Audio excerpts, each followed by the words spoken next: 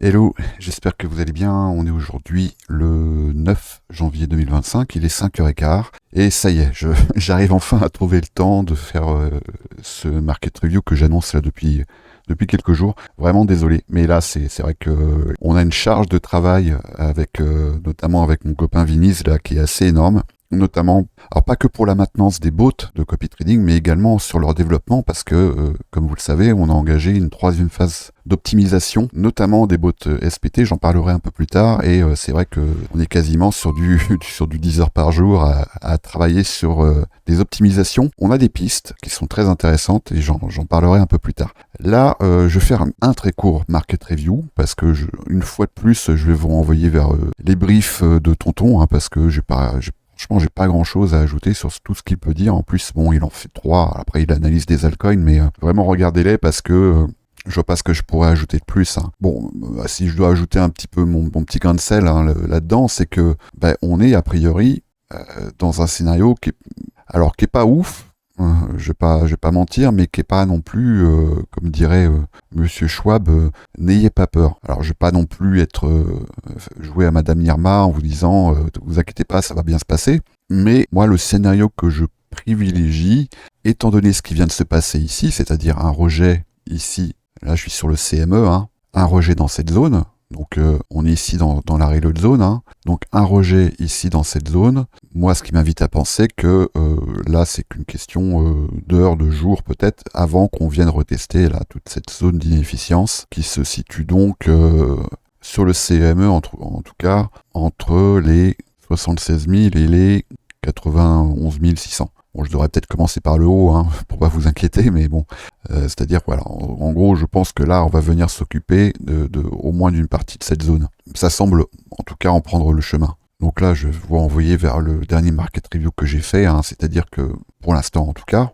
ça ne viendra pas invalider la dynamique dans laquelle on s'inscrit depuis plusieurs mois, qui est une dynamique haussière. Après, il y a un phénomène hein, que Wyckoff a décrit hein, et qu'on appelle d'ailleurs le Wyckoff check, c'est-à-dire un retest des derniers plus hauts, et ce qui pourrait potentiellement nous ramener vers les 80 000, dans la zone des 80 000. On a d'ailleurs, ce qu'il faut quand même noter, une confluence hein, avec ici ce gap imbalance sur le CME, qui est donc entre les 78 065 et le plus bas ici, les 82 500. Donc ça serait absolument pas déconnant qu'on vienne retester ces zones. Si on regarde un peu ce qui a pu se passer dans les précédents runs, globalement, il y a toujours eu un moment dans les précédents bull runs, bon, pour l'instant il y en a eu 4, hein, mais si vous regardez bien, on a toujours, notamment avant le fameux climax, alors je ne sais pas si il est devant ou derrière nous, mais on a souvent un sell-off. Et là, pour ce premier mois de l'année 2025, c'est le chemin que ça semble prendre. Alors après, c'est toujours la même question, c'est-à-dire la question c'est quelle hypothèse on fait, quel scénario on va privilégier. Je vous avais parlé du rasoir d'Occam, le biais d'opportunité, c'est-à-dire que on va, en tout cas moi c'est ma stratégie, je vais plutôt aller privilégier le scénario qui me semble le plus réaliste à un moment donné. Le plus réaliste à un moment donné, c'est qu'on est sur le mois de janvier qui succède au halving, qu'on est là sur un changement de présidence aux États-Unis, qu'on est dans un contexte, même s'il a été revu à la baisse par la fête de diminution des taux d'intérêt, voilà. Donc il y a quand même pas mal de confluences, que ce soit en termes de price action ou en termes un peu macroéconomiques et même géopolitiques, qui me font penser que voilà, ici c'est une zone de marchepied pour les marchés risk-on.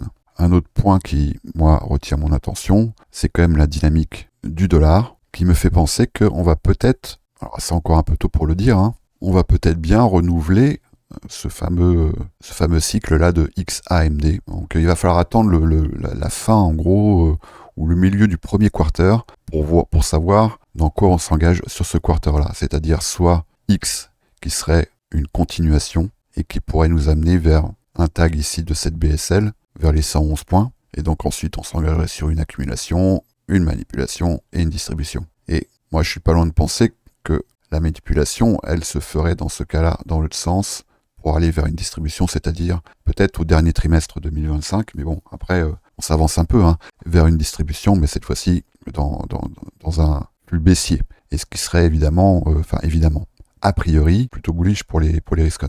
L'autre scénario, ce serait un scénario d'accumulation, auquel cas on pourrait mettre l'hypothèse que cet order block ici opère un rejet, donc une accumulation ici dans cette zone, peut-être une manipulation à Q2, et la manipulation, évidemment, il vaudrait mieux qu'elle se fasse dans un sens haussier pour ensuite aller tirer vers les risk-on vers le haut. Là, on s'avance un peu, mais bon, en tout cas, voilà ce que dessine actuellement le Bitcoin, et il faut s'attendre raisonnablement à ce que ce mouvement-là puisse être à un moment donné, même pour l'instant on voit que c'est assez contenu sur les alts, mais qu'à un moment donné ça puisse être amplifié par les alts. Donc le biais d'opportunité, s'il se confirme, va plutôt nous amener à penser le retracement actuel comme une opportunité justement d'aller recharger avec les profits évidemment que vous avez, j'espère, pris sur cette montée, d'aller utiliser le cash que vous avez récupéré pour recharger et pour faire vos soldes dans cette zone. Voilà, donc bon, après, à chaque jour suffit sa peine, c'est la raison pour laquelle, évidemment, je vous invite à consulter régulièrement les vidéos qui sont postées dans le trône, que ce soit celle de Tonton, celle de Ponzi évidemment, qui à présent fait des lives régulièrement. Donc si vous n'êtes pas élève dans l'école, si vous cherchez une bonne raison pour le devenir, en voilà une. Les vidéos que moi aussi j'essaie de poster le plus régulièrement possible, même si c'est pas assez à mon goût, mais bon, c'est comme ça. Donc je vais m'arrêter là pour la partie un peu market review, et je vais embrayer sur une réflexion un peu que je me faisais, et une question à la rigueur que je pourrais même vous poser, à savoir, est-ce que vous êtes trader, investisseur, ou est-ce que vous êtes agriculteur?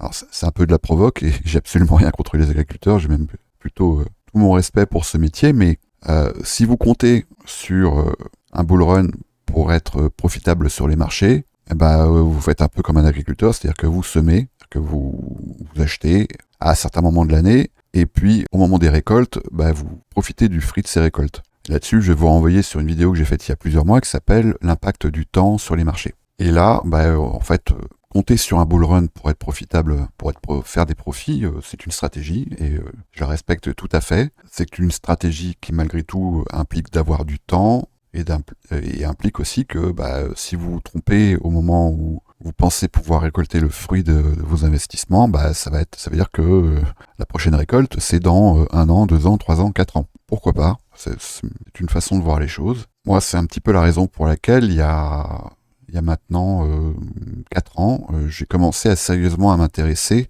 non seulement à des plus petites time frames. Donc j'ai d'abord commencé par le 1 heure, après je me suis mis à regarder le 15 minutes, après le 5 minutes, puis après je me suis mis à regarder un peu le scalping et l'intraday. Ma première motivation, c'était pas forcément de devenir millionnaire en une semaine, c'était plutôt d'aspirer à développer un modèle de trading qui me permette d'obtenir un rendement sur les marchés qui ne soit pas tributaire de cette saisonnalité, qui ne soit pas tributaire de la dynamique des marchés, mais plutôt un modèle de trading qui puisse s'appliquer à quelle que soit la dynamique, qu'on soit dans un marché haussier ou dans un marché baissier. Et ça a vraiment été ma principale motivation. Et d'ailleurs, je me permets une petite piqûre de rappel, mais dans le salon VIP, j'ai partagé et je continue à partager des setups dont c'est un peu la vocation. Vous allez ici dans le salon VIP, vous allez dans Apprendre Trading, et vous avez ici des setups que j'ai partagés. Alors c'est soit sous forme de contenu vidéo, ou des fois ça peut être aussi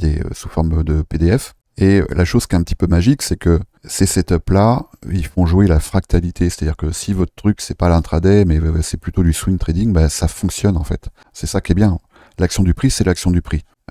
Si vous l'avez pas déjà fait, vraiment, je vous invite à regarder cette vidéo sur l'impact du temps. Et si vous l'avez déjà fait, mais il y a longtemps, je vous invite à la revoir à nouveau. Donc, un exemple comme ça, le setup LHT que j'ai partagé il y a quelques jours, Last Hour Trading, la fractalité fait qu'il va aussi s'appliquer aux dernières heures de la semaine, aux dernières heures ou à la dernière journée du mois, pourquoi pas à la dernière semaine de l'année. Vous voyez, tout ça, c'est la fractalité, elle joue aussi là-dessus.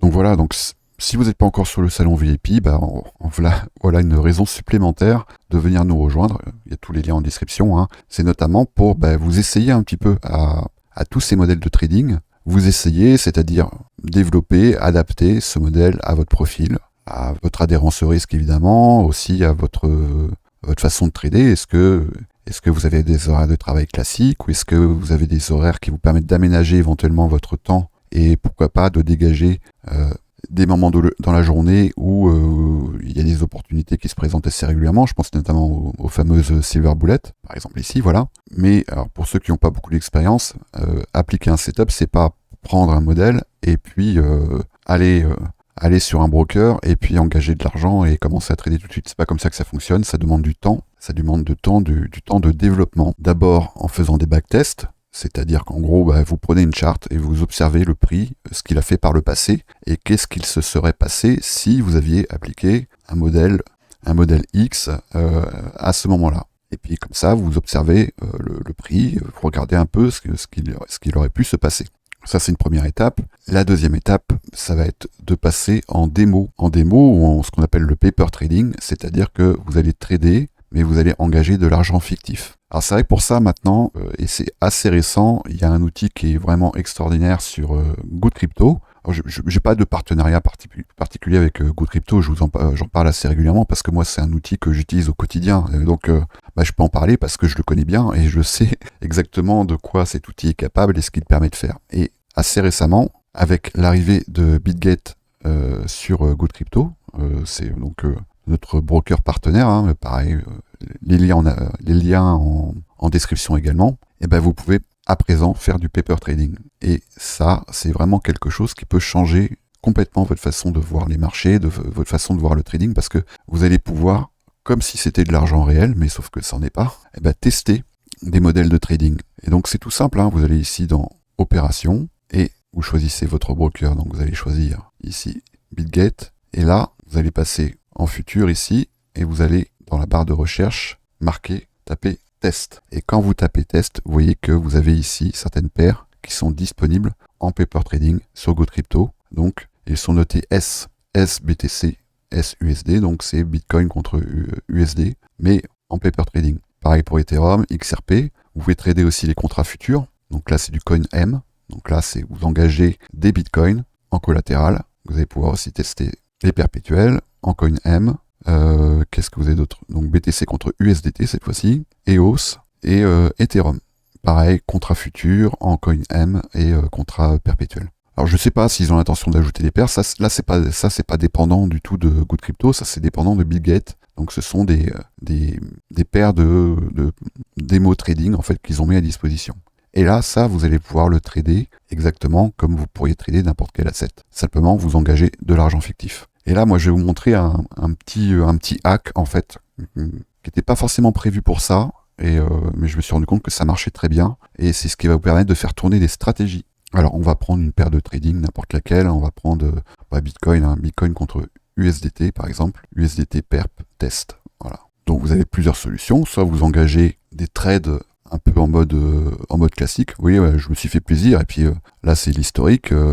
Ça me permet comme ça, vous voyez, que si j'avais engagé de l'argent réel, j'aurais perdu ici $40, et là, en gros, j'ai perdu $40 fictifs. Donc ça me permet aussi d'affiner, de tester certaines stratégies, de voir si elles fonctionnent ou pas. Et là, vous voyez qu'actuellement, j'ai là, sur cette paire-là, une position qui est engagée de 0.005 Bitcoin, qui est actuellement presque à l'équilibre. Alors, vous avez, en gros, tous les outils que Good Crypto propose, vous allez pouvoir les tester. Dans Good Crypto, en paper trading, c'est-à-dire vous allez pouvoir acheter, vendre au marché en limite, vous allez pouvoir déterminer le levier, la taille de position, la distance de suivi, etc. Et après, je vais pas revenir sur toutes les options que vous avez dans Good Crypto, les trading stop loss, vous allez pouvoir déterminer un take profit avec plusieurs TP, par exemple, avec des partiels, vous allez pouvoir aussi rentrer par exemple en stop market avec comme déclencheur un webhook. Donc, si vous ne savez pas ce que c'est qu'un webhook, je vous laisserai chercher, hein. Je ne vais pas faire ici un tuto sur ce que c'est un webhook, mais bon, en gros c'est un message qui est envoyé par TradingView et qui déclenche certaines actions sur des plateformes comme GoCrypto, mais pas que. Donc moi ce que j'aime bien utiliser, c'est que je vais ici dans Algo, et moi j'utilise le DCA Bot. Alors DCA Bot, a priori normalement c'est pour moyenner un prix à la baisse ou à la hausse et après venir prendre des profits. Et donc moi ce que je fais, c'est que déjà ici Je vais sélectionner Webhook. Je vais revenir dessus après. Ça va être mon déclencheur. Le type d'ordre d'entrée, ça va être au marché. La marge, bon, ça c'est vous qui décidez. Et après ici, moyenne des ordres, je vais mettre 0. C'est-à-dire que je ne vais avoir qu'un seul ordre qui va être enclenché. Je vais pouvoir déterminer mon take profit. Par exemple, je vais essayer de travailler sur un modèle avec un risque ratio de 3 pour 1. C'est-à-dire que je perds 1 et je gagne 3. La taille de l'ordre d'entrée. Donc admettons, là par exemple, j'ai un capital de $2900. En admettant que j'accepte de perdre 1% de cette somme si je perds. Donc ça va me faire en gros du $30 de perte. Et ben, j'ai juste à ici indiquer la taille de l'ordre d'entrée. Et quand je rentre un montant, vous voyez qu'ici, à Stop Loss, vous avez indiqué perte attendue. Et là, je vais augmenter le sizing jusqu'à arriver à peu près à voilà, $28 en gros. C'est-à-dire que si j'engage ici 0.01 Bitcoin en levier 20, si je suis stoppé, je perdrai mes $30. Donc voilà, là, on a la structure de mon modèle. Et l'avantage, c'est que ça, c'est un modèle qui va tourner. C'est-à-dire que il va venir prendre ses profits ou il va sortir et puis après il va être en attente d'une autre position, d'un autre message Webhook. Donc ça, je vais pouvoir le lancer. De toute façon, j'ai pas à m'inquiéter parce que tant que cette position ne reçoit pas de message, il n'y a rien qui va se passer. Donc je peux le lancer sans m'inquiéter. Je clique ici sur lancer, j'ai un petit récapitulatif et là je vais cliquer sur détail de l'algo. Et voilà où ça devient intéressant. C'est que ici, vous avez le récapitulatif du trade, du modèle, du setup qui a été engagé. Pour l'instant, on n'a pas de statistiques évidemment parce qu'il ne s'est rien passé. Et là, je vais aller dans Webhook, il y a une petite flèche, je vais l'ouvrir, et là j'ai un menu déroulant, et là je vais avoir annuler, entrée à l'achat, entrée à la vente, terminer l'itération actuelle. Alors ce qu'il faut savoir, c'est que si vous êtes stoppé, ça va arrêter ce bot. Donc c'est-à-dire qu'après, il va falloir le réenclencher, et puis avec des nouveaux messages Webhook. Donc là, ce que je vais faire, on va dire que je vais travailler sur un setup à la hausse. Par exemple, pourquoi pas un setup basé sur un croisement de moyenne mobile. Je dis n'importe quoi, je vous dis pas de faire ça. Là, je vous dis d'aller dans le salon VIP et d'aller rechercher là tous les modèles que j'ai pu partager et de les appliquer. Là, je vais essayer de faire quelque chose de rapide pour que la vidéo soit pas trop longue, mais c'est pas ça que je conseille. Mais c'est juste pour que vous compreniez le principe. Donc, le principe, on va partir du principe que en H1, par exemple, on va rentrer à l'achat si on a une moyenne mobile courte, par exemple une MA 9 qui passe au-dessus d'une moyenne mobile longue, comme par exemple une MA 18. Donc ça va être notre condition d'entrée à l'achat. Donc ce que je vais faire, c'est que je vais copier ce message Webhook ici. Ensuite, je vais aller charger la charte de Bitcoin sur BitGet. Là voilà, je vais me mettre en 1 heure. Et là donc, je vais charger donc mes deux MA. Donc j'ai bien une MA 9 et une MA 18 en 1 heure. Et donc là, j'ai juste à créer une alerte. La condition, c'est donc si l'EMA courte, qui est en rouge ici, passe au-dessus de l'EMA longue, qui est en bleu, je vais rentrer à l'achat. Donc ici, l'EMA courte, elle croise vers le haut l'EMA lente, l'EMA 2, en clôture de bougie, donc une fois par barre clôturée, eh bien, cette alerte-là, je vais lui demander de déclencher un webhook en particulier, qui est une action d'achat. Donc j'ai juste ici à coller dans URL du webhook, le webhook que j'ai copié ici. D'accord ? Tout simplement. Et éventuellement, je peux faire, pourquoi pas, la même chose pour, si je veux entrer à la vente, je vais pouvoir créer une autre alerte avec, si la MA courte passe sous la MA longue, eh ben, on va vendre. Voilà. Bon, là, je vais pas valider l'alerte, mais en gros, après, vous avez juste à faire créer et puis c'est tout. Et là, vous avez votre setup, votre bot qui va se lancer, qui va être en attente de ce message-là particulier. Et ce que je peux faire après, ça, c'est juste pour éviter d'avoir à recommencer cette opération. Je peux juste créer une invalidation, c'est-à-dire par exemple, admettons que là, l'EMA courte, elle passe au-dessus de l'EMA lente. Le bot, il va acheter, et admettons qu'il y ait une invalidation et que l'EMA courte, elle repasse sous l'EMA lente. Plutôt que d'attendre d'être stoppé, ce que je vais faire, c'est que je vais créer une invalidation de ce modèle en disant, si jamais l'EMA courte repasse sous l'EMA longue, on va terminer l'itération actuelle. C'est-à-dire que là, le bot, il va couper la position et il va se mettre en attente d'un nouveau message. Mais il n'ira pas jusqu'au stop loss. Enfin, il peut aller jusqu'au stop loss si jamais les 1% ne suffisent pas à couvrir ce mouvement. Donc là, ce que j'ai juste à faire, c'est terminer l'itération actuelle. Je copie le message webhook et là, je retourne ici. Et en gros, ce que je vais faire, c'est terminer l'itération actuelle. Ça, c'est quelque chose qui va s'appliquer à la fois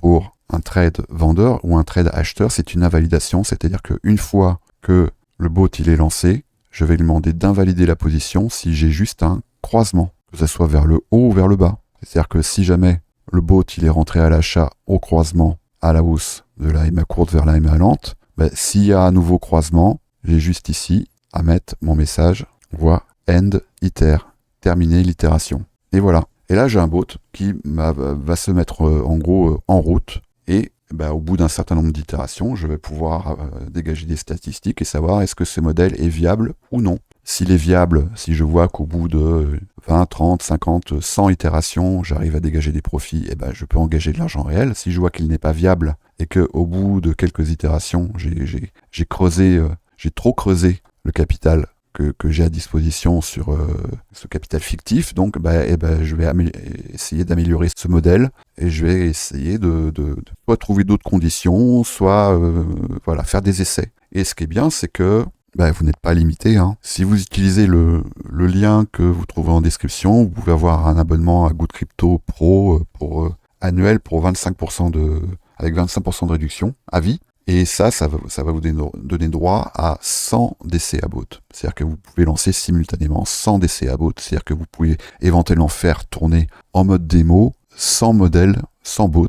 Et puis, vous attendez et vous regardez lequel est profitable, lequel ne l'est pas. Et vous pouvez comme ça développer un modèle de trading qui éventuellement pourra après vous accompagner pendant de longues années. Et c'est tout ce que je vous souhaite. Donc je répète, je suis pas du tout en train de dire que il faut baser un modèle de trading uniquement sur le croisement de deux EMA. Pourquoi pas, après si jamais vous constatez que ça fonctionne, pourquoi pas, mais tout ça, évidemment, ça va pouvoir s'appliquer à n'importe quel indicateur. Vous avez votre prix, conditions, vous pouvez choisir, conditions de test d'un imbalance par exemple. Qu'est-ce que j'ai ? Moi j'ai pas grand chose, des bougies vectorielles.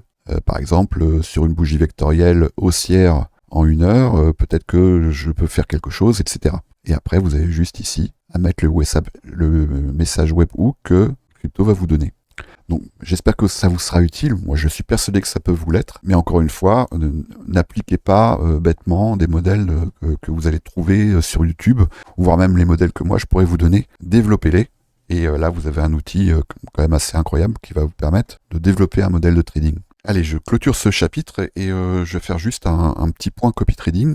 Et pour ça, on va regarder les résultats journaliers, mais bon, les updates, ils sont plutôt bons. Les botlim, là, on a eu un gros retracement, donc forcément, on a eu beaucoup d'engagement. Hier, on n'a eu qu'un seul TP, mais bon, les jours précédents, on en a eu pas mal. On en a tous les jours. C'est extrêmement rare qu'il n'y ait pas au moins un TP sur ces bots-là. Donc les botlim, ils achètent le 100 et après ils viennent prendre leur profit bien sagement. Alors c'est sûr que en fonction de ce que je vous ai dit dans le début de vidéo, c'est évident que si on s'engage sur un retracement un peu plus profond, sur un sell-off qui nous ramène vers cette zone, vers cette fameuse zone sur Bitcoin, il est possible que les botlim rentrent dans une phase de drawdown. C'est possible et c'est déjà arrivé par le passé. Faut pas s'en inquiéter, faut plutôt considérer ça comme une opportunité d'avoir des profits intéressants. Mais bon, il est possible que ça arrive.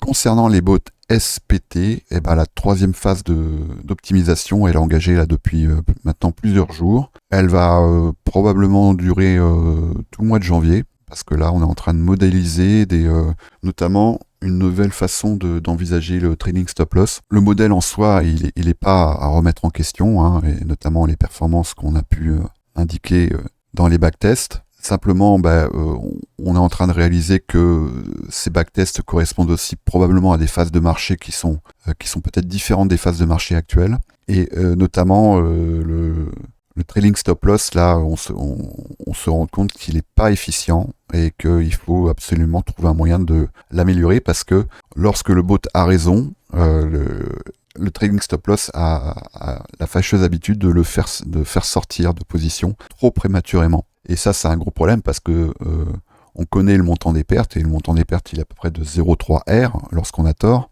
Et le montant des gains, par contre, il est souvent très petit. Donc c'est ce que vous avez pu observer pour ceux qui suivent cette stratégie, c'est que quand vous gagnez très peu, et quand vous perdez 0,3 R. Ce qui fait qu'il faut, même si ces bots, ils enregistrent un win rate de à peu près 70%, Et ça, c'est acté, hein, on est à peu près sur un win rate de 70%, mais c'est-à-dire qu'il faut parfois 10 positions gagnantes pour encaisser une position perdante. Donc évidemment, c'est pas viable à terme et on est en train de travailler avec Viniz à une optimisation de ce trading stop loss. Trading stop loss avec un pourcentage fixe, c'est trop bourrin, et on le réalise, et on est actuellement en train de travailler sur un trading stop loss qui soit plus basé sur le price action. Et on est tout proche d'y arriver, donc je pense que là c'est une question de jours avant qu'on arrive à un modèle qui soit beaucoup plus efficient. En ce qui concerne Games of Thrones, j'ai posté un update hier. Donc bon, on a eu un petit drawdown là, c'est à l'occasion d'un changement de paradigme, et il est presque intégralement recouvert ce drawdown.